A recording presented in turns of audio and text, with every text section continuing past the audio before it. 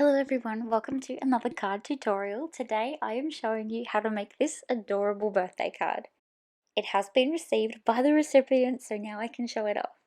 This super simple card has a custom number on it, and I love making these cards because you can personalize it to anyone for their birthday no matter how old they are.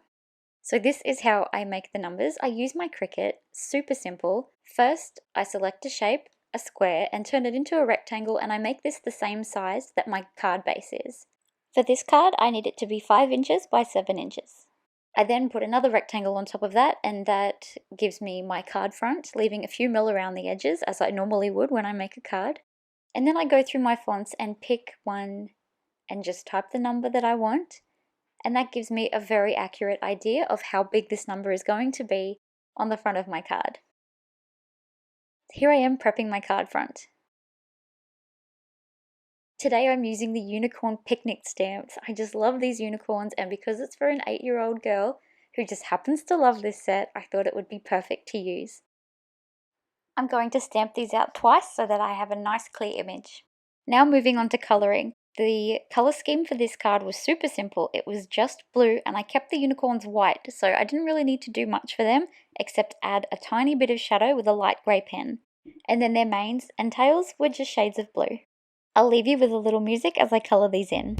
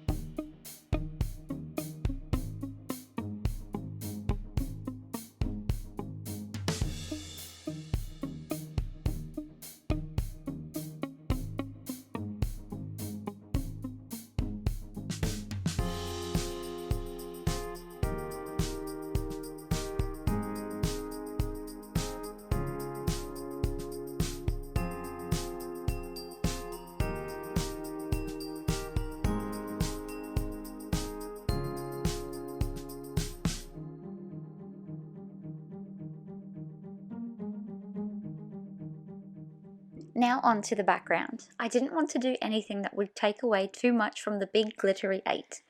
So I decided to use my Lawn Fawn stencil with some Salty Ocean Distress Oxide ink. After making my way down the cardstock, I then decided I wanted to transition this into a lighter colour, so I used some tumbled glass for the bottom half of my card front, trying not to overlap it too much with the darker blue, as I found this stencil a little bit tricky to line up and I didn't want to overcrowd some areas. Once that was done, I then wanted to add more sparkle to this, and using the same stencil, I decided to not even try to line everything up again. I turned it the other way and went over it with my Stickles paste for a bit of a different look. I didn't want it to look too neat and like I had tried to line it up in case it didn't line up at all, but I love that this then added a layer of glittery clear stars over the top.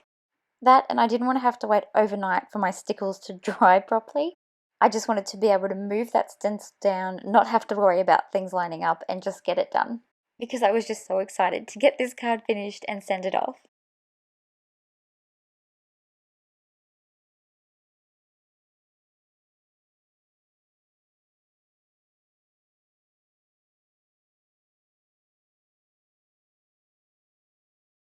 As you can see here, lots of stars, lots of sparkle. Just as a birthday card for an 8-year-old should be. But was it enough? I always think there can be more sparkle, so I added some of my white gold watercolor pigment all over the top. I found this glitter cardstock to be quite thin, so I decided to cut another number 8 from some white cardstock just to give it a bit more sturdiness as I'm playing around with it.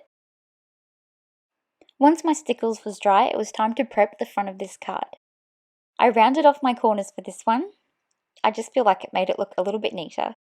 And then for my number 8, I felt like it was looking a little bit flat, so I decided to give it some more dimension.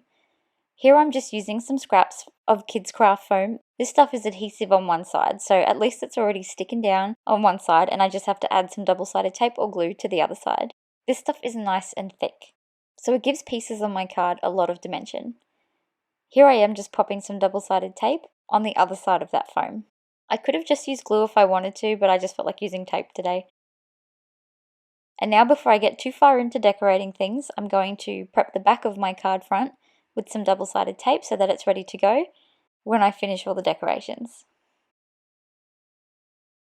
It was time to place my number 8 down. I left just a little bit more room down the bottom as I wanted to add a sentiment a bit later.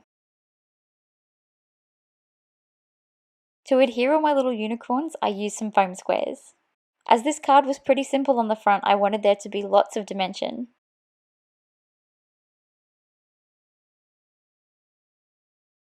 How cute are those unicorns? And I'm just loving all of these shades of blue. Something was missing from the front of this card, so I decided to quickly stamp, colour and cut a tiny cake. I used the sentiment, "I hope your day sparkles." I felt like this was very suited to the card considering how much sparkle I had added by the end of it. I made sure I used lots of anti-static powder so that I wouldn't get embossing powder stuck all over my banner. And I used some white embossing powder for this one. After I took it over to my kitchen to heat it up, I brought it back to my table and decided to add a layer of the same blue glitter cardstock behind it, just to tie everything together. I then used some foam squares to give that piece more dimension as well, and stuck it down the bottom where I had left the space.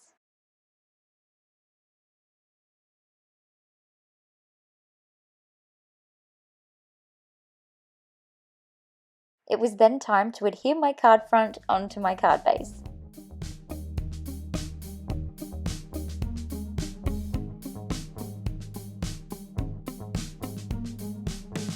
And there we have it. This card is complete and ready to send off to an amazing girl for her 8th birthday.